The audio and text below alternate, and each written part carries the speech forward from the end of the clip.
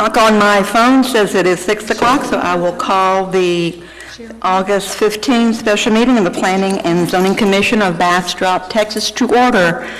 Madam Secretary, will you call the roll, please? Yes, ma'am. Debbie Moore. Here. Patrick Connell. Here. Cynthia Meyer.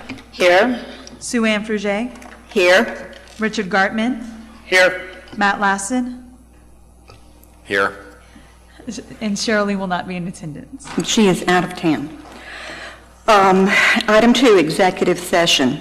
And before we actually go into executive session, I'd like for our attorney to talk to us just a little bit, given the fact that the majority of what we're talking about here was talked about last night at the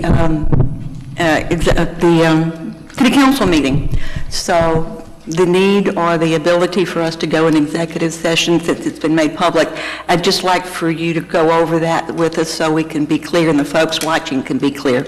Certainly. Madam Chair, members of the P&Z, Alan Borquez, City Attorney. The key actions that the City Council took last night are, number one, adoption of an emergency ordinance regarding applications for permits and some additional drainage-related requirements, and number two, a temporary moratorium.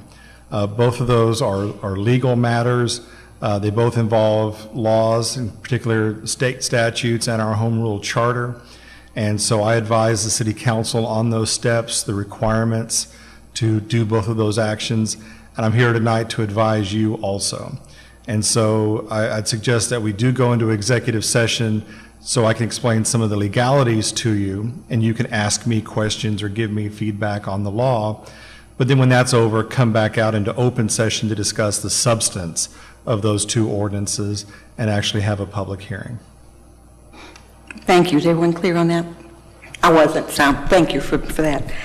Given that, item 2A, the Planning and Zoning Commission shall convene into a closed executive session pursuant to Section 551.071 of the Texas Government Code to confer with City Attorney regarding legal advice related to the status of reviewing and updating the city's regulatory program, including public comment and citizen input into the new subdivision ordinance, pending revisions to zoning and sign codes, capital improvements plan, uniformity of the permits process, and limited stay of processing certain permits, authorizations and approvals, and drainage improvements.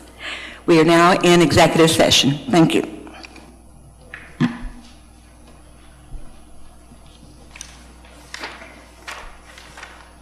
The Planning and Zoning Commission met with our city attorney to discuss the items that were outlined in item 2A. It had to do with what was voted on and passed last night by the City Council, calling a moratorium on many areas of construction and looking at how everything, in a holistic manner, how everything affects everything that is done in Bastrop, especially with drainage. And I don't think there's anyone better to explain just what that means than our mayor, who is here, graciously agreed to be here. So, Madam Mayor, if you would come up, and if anybody, I see we have one person that wants to ask a question. So after you lay out what it is, we'll call on Ms. Johnson, who has a question on the moratorium. City Attorney, does she need to officially open the public hearing So yes, after I speak or now? Well, I think I kind of did. We're going to go in. Okay. Well, if not, we're officially opening the public hearing. So, Planning and Zoning Commissioners, I'm Connie Schrader. I'm the mayor of Bastrop. I appreciate the opportunity to speak with you this evening. Here to let you know that last night City Council unanimously approved 2 different emergency ordinances. The first emergency ordinance was a 90-day temporary moratorium on development. And that sounds like a scary word. That's a process that is new to us. But in the ordinance, which if it is not posted on the Building Bastrop website, it will be posted first thing in the morning. But I haven't seen it myself, but I have every reason to believe that it was posted today. You will see that there are defined exceptions and exemptions. That process is outlined. What you have to do to get an exception or an exemption is also included in that ordinance. The second ordinance that was unanimously approved was the emergency drainage ordinance. That ordinance went into effect immediately last night at around 9:30. It requires, if you are pulling a permit, you have to do two things. You have to be able to have you submit an engineer's report that says that a registered engineer has gone out, reviewed the topography, and done a field visit and can attest to the fact that the development will not impact adversely the drainage of the people around them. It specifically talks to the stem of the creek. It is a way in engineering language to talk about an entire watershed. One of the issues that we have with our current ordinance is each parcel of land is looked at by itself, and sometimes when you are only looking at one thing and you're not looking at the impact to those things around you, you can have an adverse impact. I appreciate the fact that I think almost all of you were on the infrastructure tour with us that we took a couple of weeks ago, 2-3 weeks ago, and we saw examples all over town. It's not just downtown, it's not just in Hunter's Crossing, all over town. We have issues with drainage. I think all of you are aware that we have had 4 FEMA events in the last 3 years. I think it's one of the things you can visit about in Bastrop and get unanimity about, which is we have a drainage problem.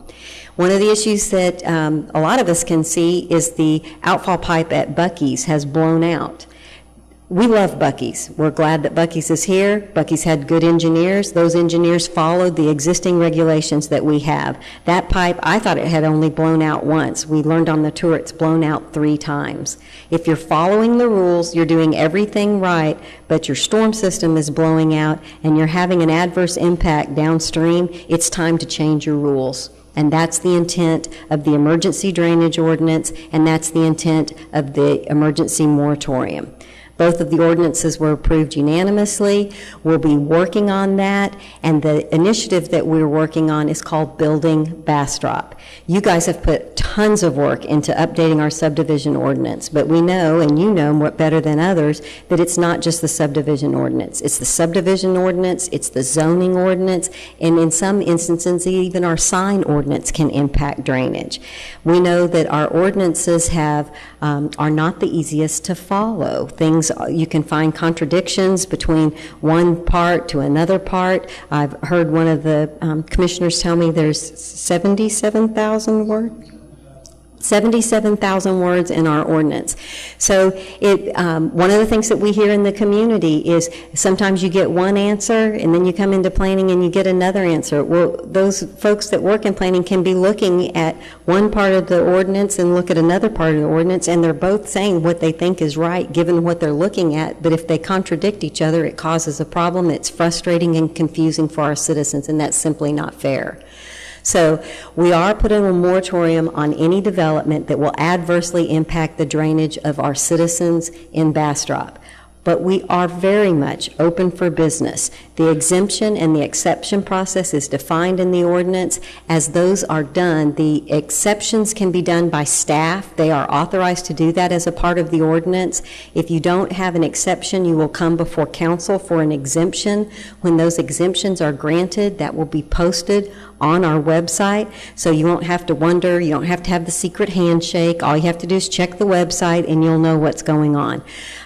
Staff had a number of meetings with developers today. One of the questions that we got was, will I be able to pull the building permit? I've just bought a lot in Pecan Park and I thought that my builder was going to be able to build my house. Yes, you can. Those are some of the things, as soon as we get it together, it will be listed on the website.